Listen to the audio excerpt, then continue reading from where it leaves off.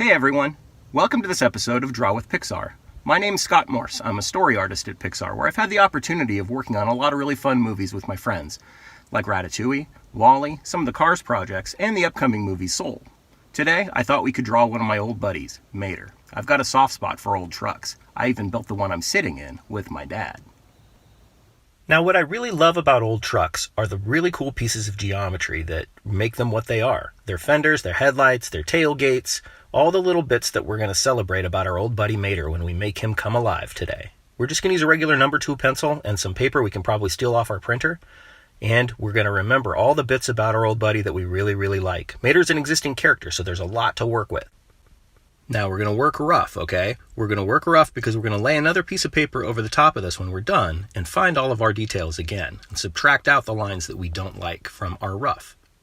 So we're just going to stack shapes. We're going to stack boxes, squares, rectangles, circles, triangles, and we're going to build out Mater's geometry so that he has a little bit of a sense of depth and volume as we work. And remember, working rough allows us to make mistakes. It allows us to find the lines we like, and we do this with the satisfaction of knowing we're going to do another drawing over the top of this, and we can lose those lines that we don't like. Now remember to really think about all the details about Mater that we know and love. Things like his air filter, things like where his wheel wells land, give us kind of landmarks on his body to place other things, like his windows, the slant of his cab, where his little lights might go.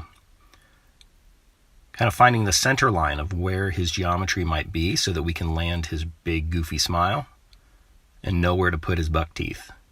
Now with Mater, it's tricky. A lot of people only give him 2 buck teeth, but if you really look at him in the movies, he's got 3 that typically show up. There's kind of 2 bigger ones and that little one that kind of tucks back behind. And I don't like to make them just regular old rectangles that are kind of hard-edged. I like to round them out a little bit and soften them, like he's been chewing on metal or something. And again, just try to find all the little details that we can remember. The side view mirrors, because Mater likes to drive backwards. And then that center line helps us place his eyes. And again, with these Cars characters, their eyelids are typically like a zigzag. They're like 2 lines, they're almost like a lightning bolt. And that middle kind of hitch in that lightning bolt kind of gives us a sense of where the center of the windshield might be and where those eyes might land. We want to make those eyes nice and dark because that's where the life of these characters really kind of come out. And we're just going to continue to kind of refine and tighten up a lot of those little details. Kind of the shadows inside of his hood, a little bit of geometry. I like to think about where a light source might be in a world when I'm drawing my characters so that I kind of can understand how shadows might fall on them. And I don't always draw that light bulb up in the corner, but I try to think about it. Now we're going to go back and we're going to lay another piece of paper over our rough and we're going to continue to think about all the details on Mater that make Mater Mater. And we're going to try to refine our drawing. And this is the step where instead of using an eraser, what we're going to do is we're going to use our rough drawing as reference, and you can probably see the light, faint image of your lines from your rough underneath this new blank piece of paper. And now we can do tighter, cleaner, more deliberate lines over the top. We can really kind of love on this drawing a little bit more. I don't like to think about this as tracing. I like to think about this as a new drawing that's using the reference of my rough underneath. That's just kind of like a blueprint. It's like a guide for me to find a better drawing over the top. And working this way, you can always go back to that rough and do a new, tighter drawing over the top until you find all of the bits of a new drawing that you really, really do like and appreciate and want to celebrate and show other people. So this new drawing, it really is your chance to kind of go in and play with those details. You know, think about the headlight that's missing on Mater. All these little things help tell a story about your character. So now you can really start thinking about all of those little bits, how the engine block might actually look, the curve of how a shadow might fall. And you can experiment with your pencil and try to find different ways of shading, like cross-hatching, things like that. Think about where his tongue might land, kind of the darkness of his mouth.